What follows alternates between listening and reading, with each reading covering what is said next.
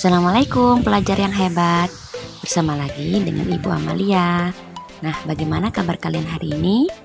Ibu harap kalian selalu dalam keadaan sehat dan tetap semangat dalam belajar. Video kali ini Ibu akan menjelaskan tentang materi tekanan zat padat. Sebelumnya kita perhatikan gambar berikut. Ada dua jenis sepatu yang berbeda berdasarkan bentuk alasnya. Bentuk alas sepatu berpengaruh terhadap tekanan yang dihasilkan. Sepatu boot dirancang untuk dapat bergerak lincah di medan yang becek, sedangkan sepatu hak tinggi tidak mampu melakukan hal tersebut. Sepatu hak tinggi dapat mengakibatkan pengguna terjerembab saat dipakai di tanah yang becek. Nah, peristiwa ini akan mudah dijelaskan melalui konsep tekanan zat padat. Oke, untuk lebih jelasnya, mari kita simak terus video berikut ini ya.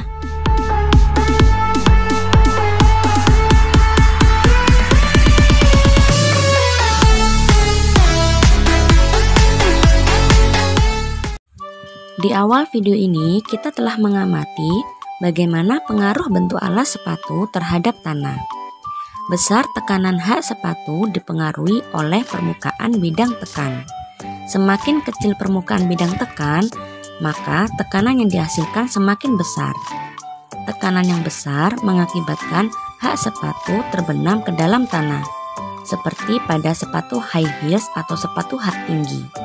Sebaliknya, bidang tekan yang lebar mengakibatkan tekanan kecil sehingga sepatu tanpa hak atau sepatu boots tidak terbenam terlalu dalam ke tanah. Selain luas permukaan, tekanan sangat dipengaruhi oleh besarnya gaya yang diberikan.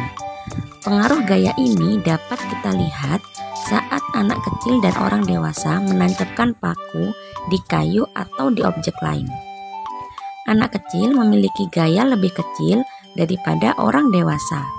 Hal ini mengakibatkan paku yang dipukul oleh orang dewasa akan tertancap lebih dalam ke permukaan kayu.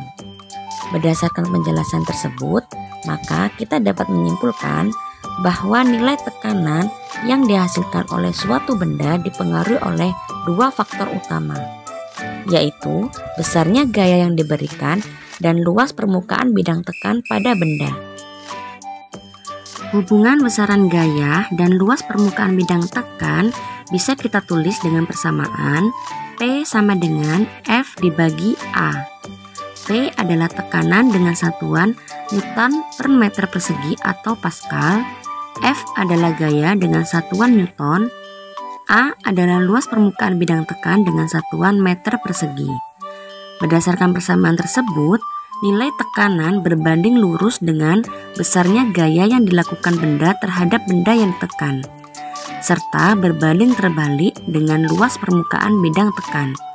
Artinya, jika gaya yang diberikan besar, maka tekanan yang dihasilkan pun juga ikut besar. Sedangkan jika luas permukaan bidang tekan besar, maka tekanan yang dihasilkan bernilai kecil. Contoh penerapan prinsip tekanan dalam kehidupan sehari-hari. Yang pertama, kaki itik dan angsa memiliki selaput sehingga permukaannya lebih luas. Keadaan ini mempermudah hewan-hewan tersebut bergerak di tanah berlumpur yang becek. Oleh karena permukaan kakinya lebih luas, tekanan kakinya lebih kecil sehingga kakinya tidak terbenam di tanah berlumpur. Yang kedua, fondasi bangunan dan bagian bawah tiang rumah dibuat lebih besar dengan tujuan untuk memperluas bidang tekan sehingga tekanan yang dialami menjadi lebih kecil. Ketiga, pisau tajam lebih mudah digunakan untuk memotong daripada pisau yang tumpul.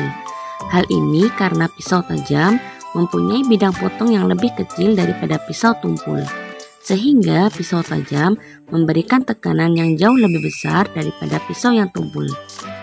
Contoh soal, diketahui massa dan percepatan gravitasi keempat balok bernilai sama.